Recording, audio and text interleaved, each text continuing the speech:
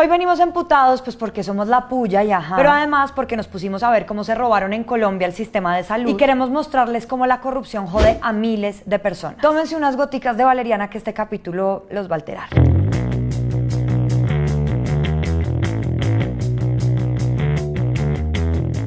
Los sistemas de salud son un mierdero en todas partes. Y en el de aquí y el de Cafarnaún hay corrupción. Para que se hagan una idea, los sistemas de salud del mundo año a año pierden unos 500.000 millones de dólares en torcidos. Y miren este dato. La inversión que se tendría que hacer para que todas las personas en la tierra tengamos acceso al sistema de salud se ha calculado en 370.000 millones de dólares. Y se pierden 500.000 millones. Entonces, hagan cuenta. Además, esto es muy grave porque la mitad de la gente en el mundo no tiene acceso al sistema de salud. Pero bueno, ya aterrizando en nuestra bella Colombia, somos percibidos como el país más corrupto en salud de América Latina. Y un estudio encontró que la salud es el tercer sector donde más casos de corrupción tenemos. Entonces, ocupamos el podio en todo. En ciclismo, en ser el segundo país más biodiverso por metro cuadrado, en tener el Guinness Record a los huevos revueltos más grandes del mundo. ¿Es en serio, no? Y en ser uno de los más corruptos en salud. Ay, es que me invade un orgullo en todo el cuerpo. Colombia, tierra querida.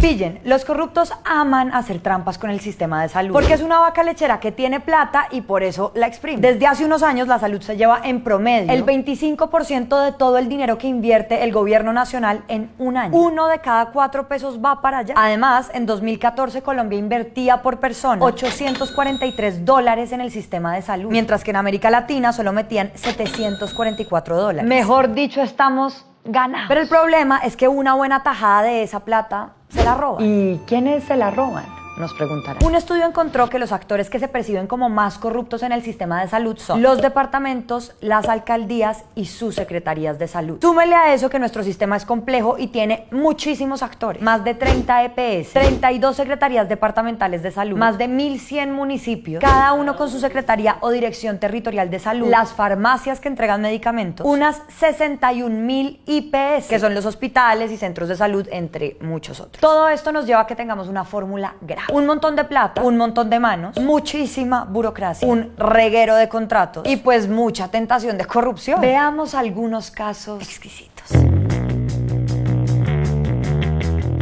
En 2011, el alcalde Jan Keller Hernández firmó varios contratos por 18.000 millones con el Hospital San Rafael para reducir la mortalidad de niños. Un fin noble, generoso, empático, necesario. Mejor dicho, la Madre Teresa de Calcuta, Papá Jaime, y por ahí derechito, Jan Keller Hernández. Pero, siempre hay un pero. Resulta que según la Fiscalía se perdieron unos 6.000 milloncitos de pesos que fueron a financiar la campaña a la gobernación de La Guajira de Oneida Pinto, de Cambio Radical, partido de Germán Vargas Lleras. Por estos hechos ya fue condenada una exfuncionaria de la alcaldía de Albania y Hernández y Pinto están siendo procesadas, pero aún no hay sentencias al respecto. Entonces, si pillan, la plata que iba destinada a salvar a los niños de este país terminó metida en campañas políticas. Un fin noble en todo caso.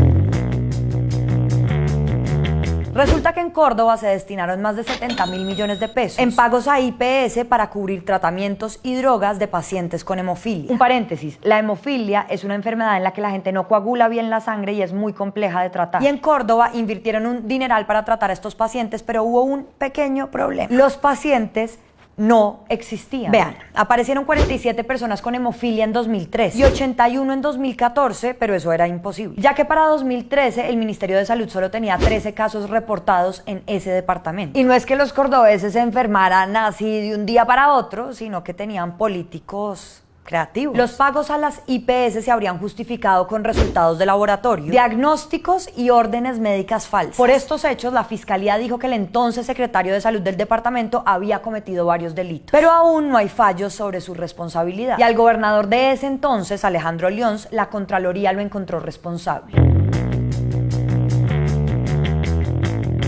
Aquí pasó algo digno de una película de miedo. 1, porque asusta. 2, porque se inventaron pacientes con VIH para robarse la plata. Y 3, porque a los verdaderos pacientes con VIH los dejaron jodidos. Vamos a los detalles. Resulta que una EPS llamada Confacor recibía 33.000 millones de pesos mensuales del sistema de salud, con los que contrataba a distintos hospitales para atender supuestamente a pacientes con VIH. El problema era que según la Procuraduría, esos pacientes era gente que ya había muerto, o que no existía, o que simplemente no era portadora de la enfermedad. Por esa jugadita se calcula que se perdieron 200.000 millones de pesos que se justificaron con 800 pacientes inventados. Mientras tanto, los familiares de los pacientes que sí tenían VIH y que eran unas 760 personas denunciaron que no les estaban haciendo el examen de carga viral que monitorea qué tanto sigue el virus en sus cuerpos. Para rematar esta película de terror, a comienzos de 2018 se robaron de las oficinas de Confacor 60 bultos con facturas en los que se cree que había pruebas de todo este chancú. Mejor dicho, ¿quién se le mide a escribir esta serie para Netflix? ¿Le tapan?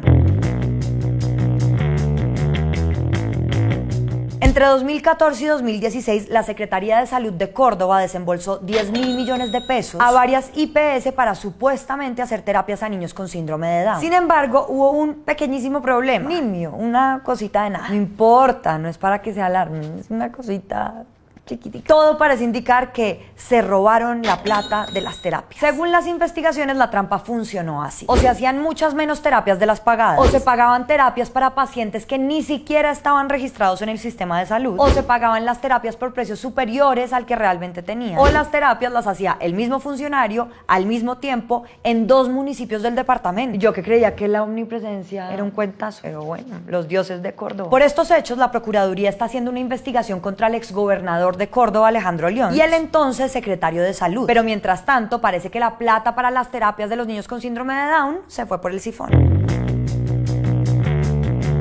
Saludcop parecía más una feria de emprendimiento que una EPS. Tan es así que en 2011 se conoció que los 1.4 billones de pesos que debía invertir solo en salud se destinaron a mucho oído a la siguiente lista chocoloca de actividades. Viajes que anualmente podían costar hasta 2.000 millones de pesos, construir campos de golf, comprar un hotel, hacer donaciones a equipos de fútbol, comprar pisos de porcelanato para una propiedad del presidente de la EPS y hasta para patrocinar a un equipo de baloncesto. Y mientras tanto, ¿qué pasaba con la salud en cuidados intensivos? Vean, si bien el escándalo estalló en el 2011, se sabe que la corrupción venía desde al menos 1998 y durante todos esos años los jodidos eran los más de 4 millones de afiliados que tenía la EPS, a quienes no les daban las citas, no les programaban la cirugía, les daban una atención lentísima en urgencia y no les entregaban los medicamentos. Y ni siquiera los invitaron a pasar un fin de semana en el hotel o ni siquiera a bailarse una salsita en ese porcelanato, pues. Para que vean lo grave que era, les traemos 3 casos terribles. Primero, en 2005 una madre llevó a su bebé de 4 meses a una clínica que prestaba servicios de Saludcop en Cali porque tenía vómito, decaimiento, dolor de abdomen y sangrado rectal. Ese día le dijeron que el niño tenía gripa y le recetaron acetaminofén. Sin embargo, la cosa se complicó y luego se dieron cuenta de que el niño tenía una obstrucción intestinal y lo operaron. Pero a los 2 meses el bebé seguía muy mal, lo volvieron a llevar a la clínica y allí le negaron la atención con un pediatra especializado. Por eso la mamá puso una tutela en contra de Saludcop para defender la salud de su hijo. Pero antes de conocer el fallo, el niño falleció. Segundo, en 2006 a un hombre en Ibagué le salió un tumor que debían operarle rápidamente porque podía hacerle perder la visión. Pero no lo operaron a tiempo. Se tardaron 6 meses en programarle el procedimiento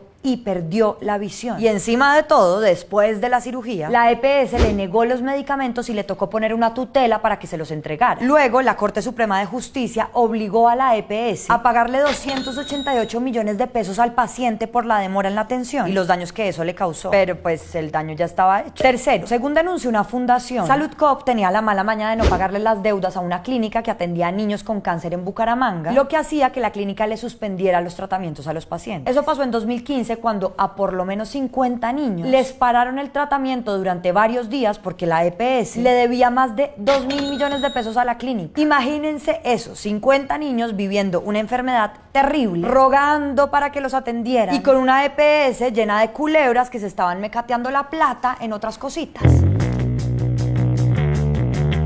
El Fondo de Solidaridad y Garantía FOSIGA era un fondo con el que el Estado pagaba los servicios de salud que no cubría el POS. Y varias entidades vieron ahí una mina de oro para robar plata usando técnicas similares a las que ya les contamos, presentando documentos falsos o inventándose pacientes que supuestamente ya atendieron, entre otras técnicas. Así, luego iban al FOSIGA y cobraban esa plata por procedimientos médicos que nunca hicieron. Para explicarles la trampa les traemos estos casos. En Buga había una clínica que se inventaba falsos accidentes de tránsito, de los que salían pacientes ficticios que supuestamente necesitaban cirugía. La clínica hacía documentos, facturas, historias clínicas y autorizaciones falsas para luego ir al Fosiga y cobrar por los servicios. Según la fiscalía, con esta jugadita se tumbaron 3.000 millones de pesos entre 2013 y 2015. Luego, los directivos de esa clínica aceptaron los cargos y fueron condenados a más de 7 años de cárcel. Otro caso más con la ya famosa Salud Co, la de los pisos deportivos.